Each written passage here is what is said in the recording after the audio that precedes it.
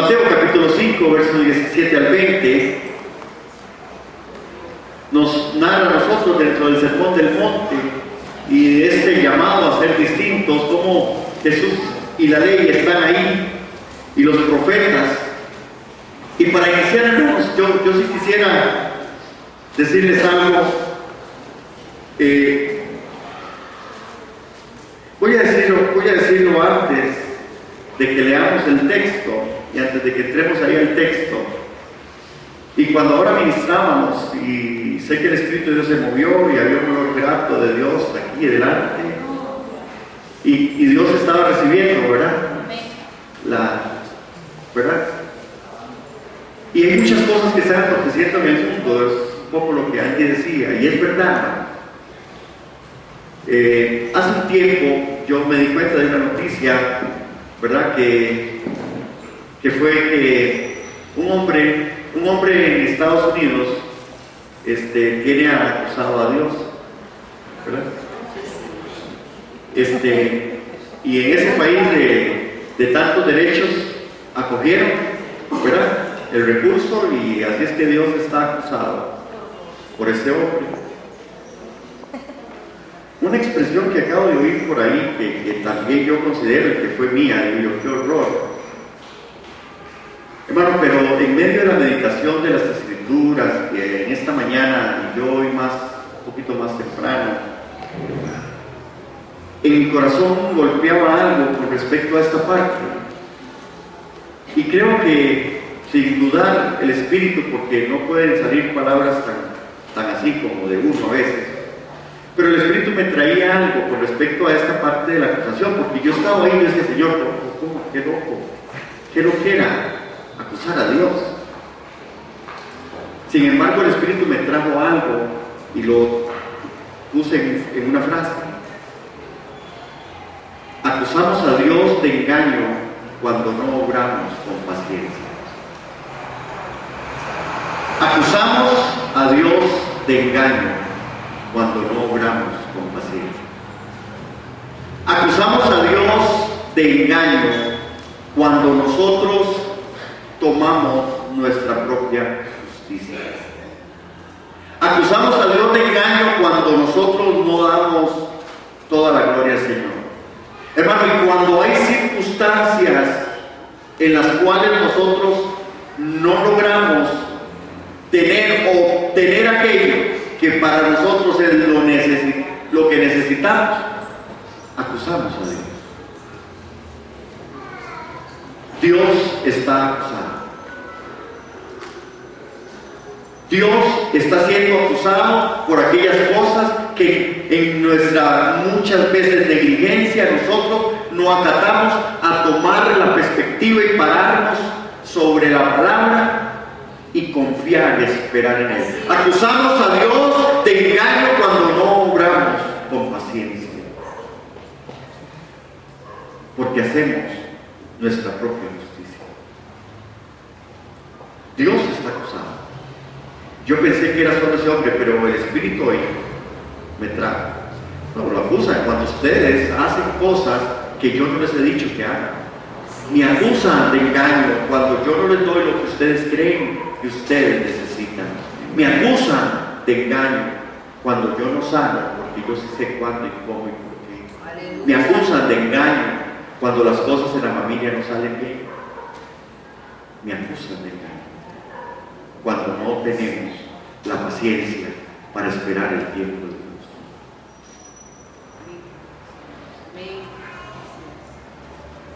El cuento tradicional dice rabito conejo, y ahí se lo dejo. Estamos en momentos históricos, hermano. Estamos en momentos en donde no estamos jugando, hermano. El mundo de las tinieblas está haciendo su último arrebato. Hay una pelea contra los santos. Así es. Hay una pelea contra los santos. Igual como veíamos en el video, ¿quién va a ganar?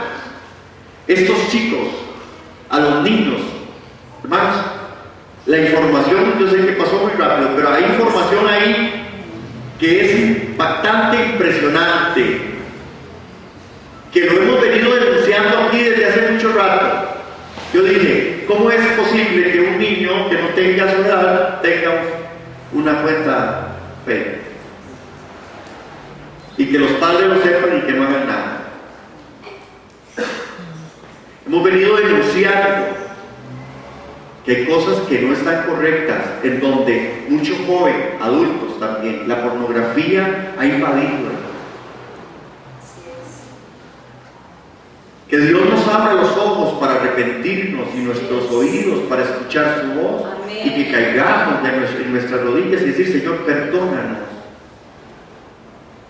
Porque necesitamos tomar, hermano. En buen Santa Barbareña, al toro por los cachos.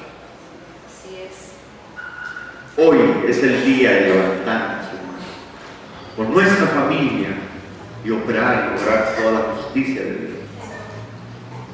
El texto que hoy tenemos aparece en 5:17 al 20. Hay una división, hermanos, que debe notarse aquí. En los versos 17 y 18, específicamente nos está hablando de Cristo y la ley. Noten cómo dice 17 y 18. La segunda división es del 19 al 20, nos habla del cristiano y la ley. Y Jesús empieza diciendo, noten esto, hermanos, Cristo y la ley en los versos 17 y 18, y en el verso 19 y 20, Cristo, el cristiano y la ley. Jesús dice, no penséis que he venido para abrogar la ley o los profetas. No he venido para abrogar, sino a cumplir. Verso 18, porque de cierto os digo que hasta que perezca el cielo y la tierra, ni una jota, ni una tilde perecerá de la ley, hasta que todas las cosas sean hechas. Estos dos textos tienen que ver con respecto a cómo Cristo y la ley están aquí en este momento. En el verso 19 y 20, el cristiano y la ley toman lugar aquí. Y note lo que dice entonces el texto. De manera que cualquiera, para el cristiano, que infringiere uno de estos mandamientos muy pequeños, así, y muy pequeños, y así enseñare a los hombres, muy pequeños será llamado en el reino de los cielos. Mas cualquiera que hiciere y enseñare, este será llamado grande en el reino de los cielos. Verso 20. Porque os digo que si vuestra justicia no fuere mayor que la de los escribas y de los fariseos, no entraréis en el reino de los cielos. Hermanos, este texto en estos versículos nos deja a nosotros en una perspectiva muy, pero muy interesante.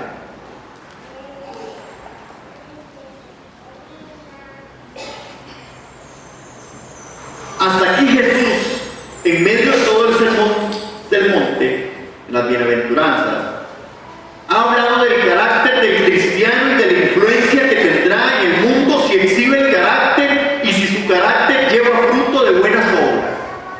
Eso es lo que nosotros hemos venido conversando y compartiendo en las Escrituras, sobre esta influencia que tendrá el mundo si se exhibe el carácter del creyente llevando fruto de buenas obras.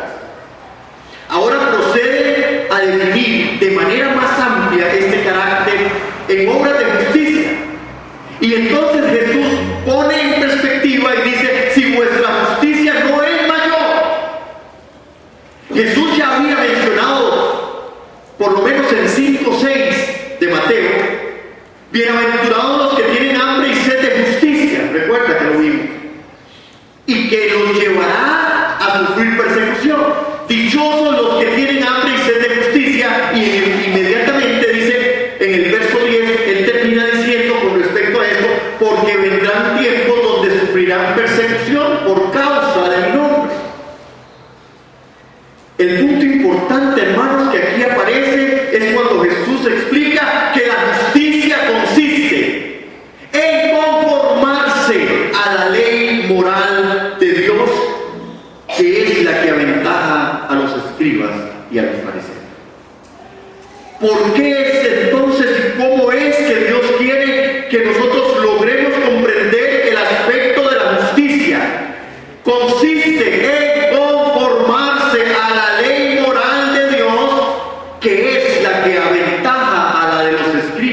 fariseos.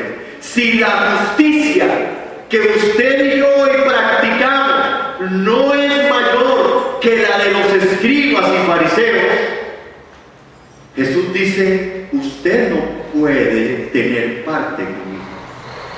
Es más, en el texto que acabamos de leer, empezamos a ver que Él dice que de verdad nosotros tenemos que cualquier cosa que infringamos de estos mandamientos, hermanos, por muy pequeños y que si así enseñaren a los hombres, muy pequeños serán llamados en el reino de los cielos.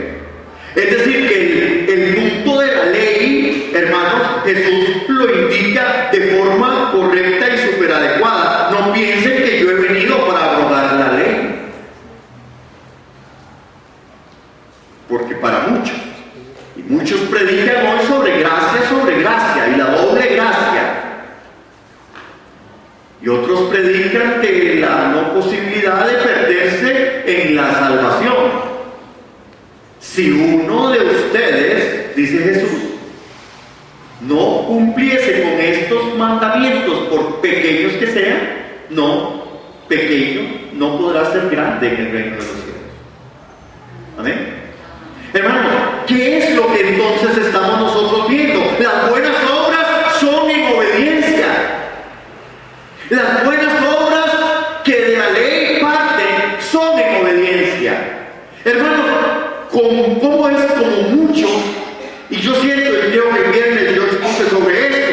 Muchos adoran a Dios y no lo obedecen.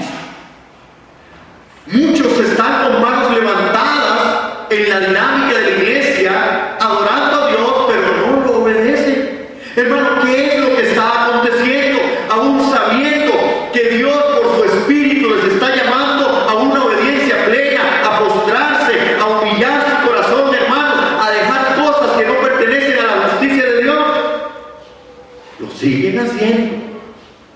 Y qué fácil entonces es adorar sin obedecer.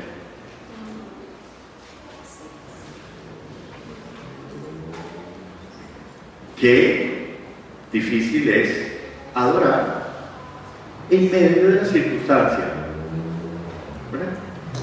Sus hermanos. Qué difícil. Pero ¿estaremos nosotros adorando, hermanos? ¿Estamos nosotros adorando? ¿Estamos nosotros adorando sin obedecer? Hermanos, hay una secuencia en este sermón del monte que también es importante para poder seguir dándole curso a esto. Uno de los aspectos que nosotros podemos ver aquí tiene que ver como en esta secuencia Jesús empieza primero a hablar en tercera persona. Cuando Jesús empezó el sermón, ahí no está todavía eso, pero no importa, estamos ahí, en tercera persona, ¿qué decía? Dichosos los pobres en espíritu. En la tercera persona, Jesús empieza a hablar de la bienaventuranza. Si nosotros tuviéramos de esos circulitos que a mí me encantan, nosotros podríamos colocar en esa dimensión como el texto habla en tercera persona, pero Jesús continúa en segunda persona y dice: ustedes son la sal y la luz del mundo. ¿Pueden ver la secuencia? Yo he dicho aquí que hay una secuencia de Dios.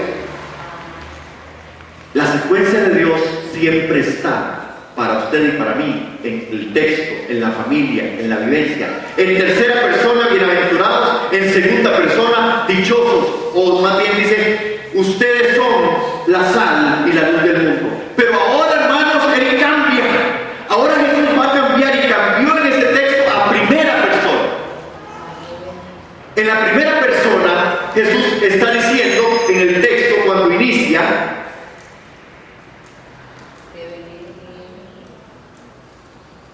no piensen que he venido.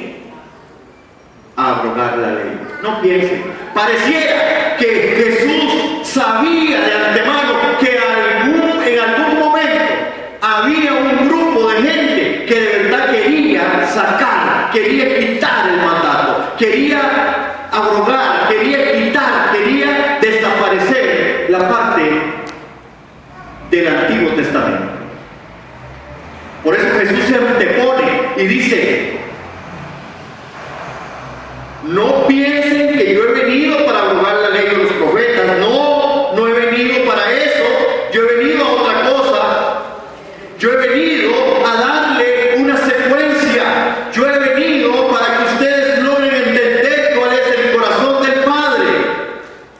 Y cuando Jesús habló en tercera persona, dice bienaventurado, pero Jesús en la segunda persona nos hace responsables en alguna medida. Dice: ustedes son la sal y la luz del mundo. ¿Cómo está salando usted su familia? ¿Cómo está salando usted el mundo? Y dijimos el domingo pasado: o usted sal o salado. Yo creo que debemos ser salados. Salados los que no pueden ver el mover de Dios. Así es. La sal y la luz del mundo va a venir y va a completar y a complementar en todo esto. Cuando Jesús cambia ahora a primera persona, hermanos, usa una fórmula que es muy fuerte. Y en los versos 18 y en el verso 20 Jesús la usa. Y Jesús dice: les aseguro. Esta fórmula fuerte, les aseguro, dice Jesús. Y después dice: de cierto les digo. Es decir, no cabe la menor duda que lo que Jesús está interpretando al compartir estas escrituras, las cuales sigue interpretando, les está diciendo: yo he venido. Ahí en la firmina. He venido es una expresión muy interesante. ¿De dónde vino Cristo? ¿Dónde estaba antes? Al decir he venido se refiere a su preexistencia como el Padre. Y cuando nosotros vemos esos textos, hermanos, que aparecen en Juan capítulo 1, en el verso del 1 en adelante, Juan 1:3 dice: en el principio era el verbo, el verbo era Dios con Dios, y el verbo era Dios. Este era en el principio con Dios. Todas las cosas por Él fueron hechas, y sin Él nada de lo que es hecho fue hecho. En 1:14 dice: y aquel verbo fue hecho carne y habitó entre nosotros, y vimos su gloria como del unigénito del Padre, lleno de gracia y de verdad.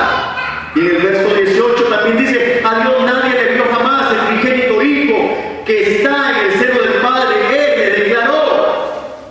Jesús está diciendo: yo he venido para hacer algo extraordinario.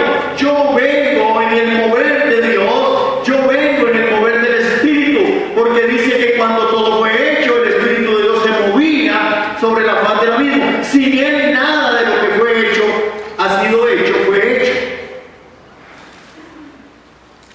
Esta parte: yo no he venido para abrogar la ley de los profetas. Abrogar, que es una palabra ahí, catalú, destruir totalmente, derrumbar completamente. El creyente debe cumplir con los principios éticos que la ley demanda.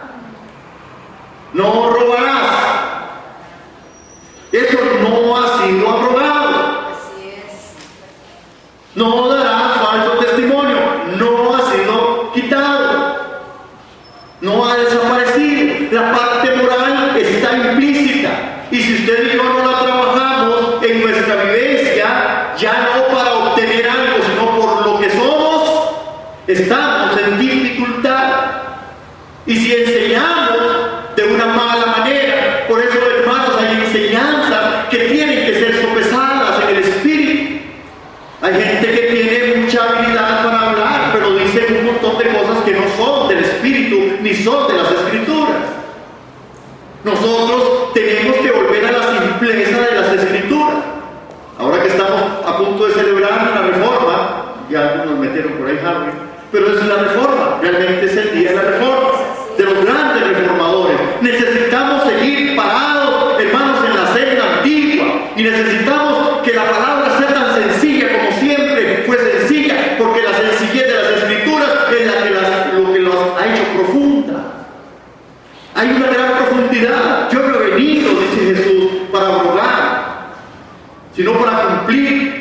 Y esta parte de cumplir aquí también tiene que ver con esta otra palabra que es pleró, que significa llenar, cumplir, completar. Es decir, que el propósito de Cristo es que se cumpla el requisito espiritual de la ley. El propósito de Cristo es que se cumpla el requisito espiritual de la ley. Hermanos, Jesús no estaba en contra de lo que Moisés había puesto. Parece que ahí en ese tiempo también habían algunos que venían en eso. Yo les leo Romanos 3:30, vean lo que el apóstol Pablo dice con respecto a eso. En Romanos 3:30 y 31. Pablo dice, porque uno es Dios, el cual justificará por la fe la circuncisión y por medio de la fe la incircuncisión. Y en el verso 31 dice, preguntando, luego deshacemos la ley por la fe. En ninguna manera. Antes, dice el apóstol, establecemos la ley. Antes afirmamos la ley. Hermanos, en esta forma, la fe entonces en Cristo es el punto de partida. La fe en Cristo Jesús es el punto de partida, y nosotros podemos ver cómo de verdad en este punto de partida el creyente no debe ver la ley como un sistema de mandamientos legales, más bien es un código moral para los que ya estamos en Cristo, no para llegar a Cristo. La ley o por la ley no llegaremos a Cristo en ninguna manera. Pero si nosotros no cumplimos con la ley, nos hacemos acreedores de no tener el acceso con respecto a lo que Dios quiere para nosotros. Y la parte moral tiene que ser establecida. Por eso, hermanos, las decisiones que nosotros tomamos a nivel individual, a nivel de familias, a nivel de pareja, tienen mucho que ver con el texto sagrado. ¿Sobre qué me estoy parando para mis decisiones? ¿Sobre qué me estoy parando para tomar decisiones y definiciones? Hermanos, las personas muchas veces sencillamente solo deben volar su imaginación y después acusan a Dios.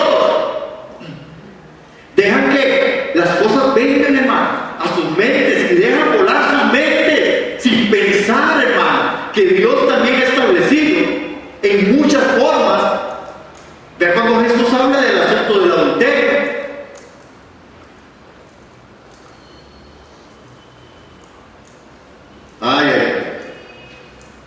Jesús dice, el que ve a una mujer y la desea en su corazón, ya adulteró. Alguien un día me preguntó, ¿y eso solo para los hombres o no? Las mujeres también. Hay de aquellas mujeres que mirando a un hombre lo desean en su corazón porque ya adulteran.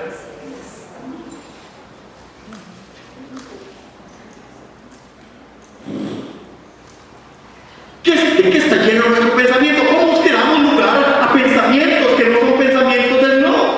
Hermano, ¿cómo es que nosotros a veces damos lugar al enemigo? Así es. En forma, ya no le vuelvo a hablar. Desecho a las personas. Hermano, hay formas, hay situaciones, hay circunstancias. Y yo en esto debo ser muy claro y pastorear desde esa perspectiva.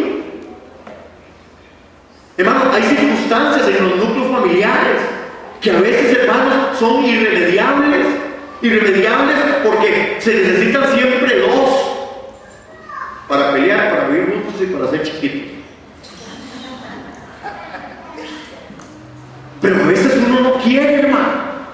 Y cuando uno no quiere, cuando hay tal despachatez, cuando uno ha sido vencido por las huestes de maldad, y hombres o mujeres, hermanos, que han sido vencidos y se han dejado vencer por el maligno, y empiezan, hermanos, y destruyen sus hogares, adulterando.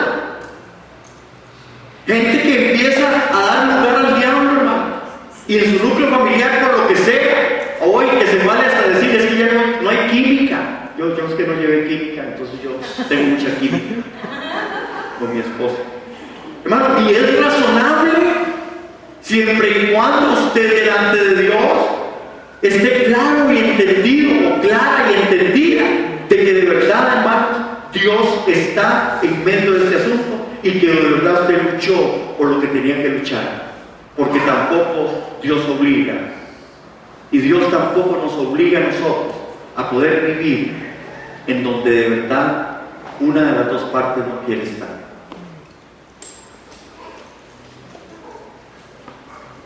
Particularidades y casos hay.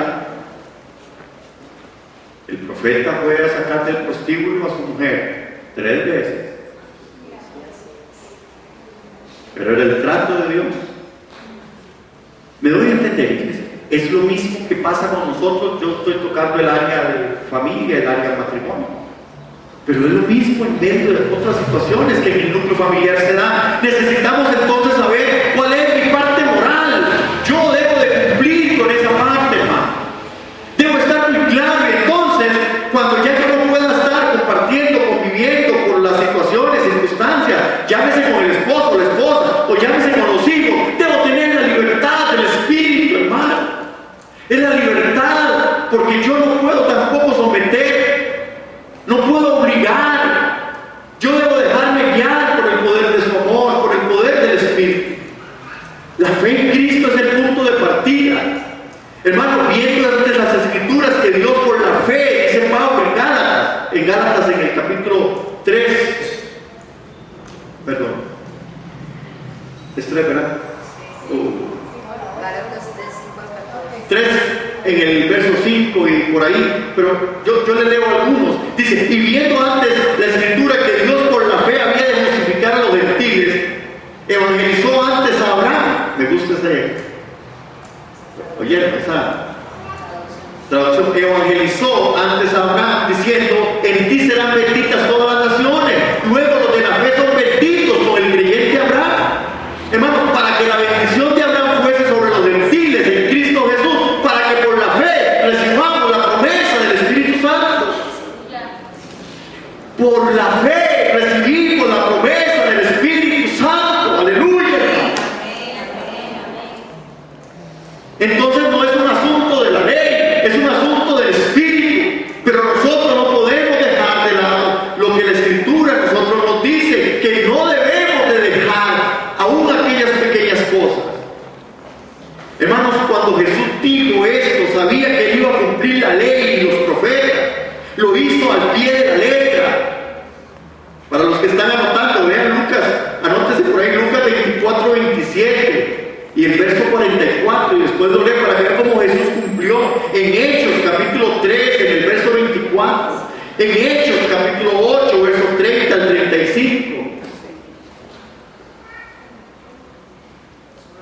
en Hechos 3:24, 8:30 al 35,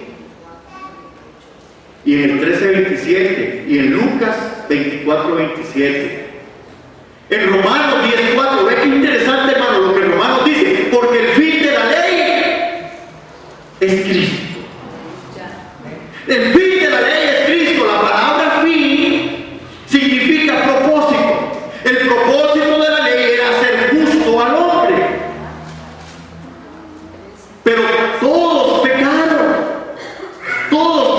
y están destituidos de la gloria de Dios. Romanos 3:23. Hermanos, la justicia demanda por la ley se realiza en Cristo. Porque ahora todos, tanto gentiles como judíos, pueden ser justos por medio de Jesucristo. Mas el justo por la fe vivirá. Bendita la reforma, ¿verdad? Interesantemente, Jesús también dice ahí, hasta que pasen el cielo y la tierra, hasta que todo se haya cumplido, hasta que pasen el cielo y la tierra, dice Jesús. Hermanos, esta expresión simplemente significa nunca. Es decir, nunca. Lucas en el capítulo 16, versos 16 y 17, dice que la ley y los profetas eran hasta Juan. Desde entonces el reino de Dios es anunciado y todos se esfuerzan por entrar en él, pero más fácil es que pasen el cielo y la tierra que se frustre una tilde de la ley. Lo que Jesús decía en Mateo 24:35 es semejante a esto: el cielo y la tierra pasarán, pero mis palabras no pasarán. El cielo y la tierra pasarán, pero mis palabras no pasarán. ¿Ha hablado Dios a su corazón por medio de la palabra? ¿Ha dicho Dios algo a su corazón? ¿Ha redarguido el Espíritu para que en medio de nosotros no opere la injusticia, sino que la justicia tome el lugar adecuado en medio de nuestra vida? El cielo y la tierra pasarán, pero mis palabras no pasarán. Aquel que hace lo bueno, el Señor tiene lugar para él. Aquel que hace lo malo, el Señor dice: yo no lo quiero.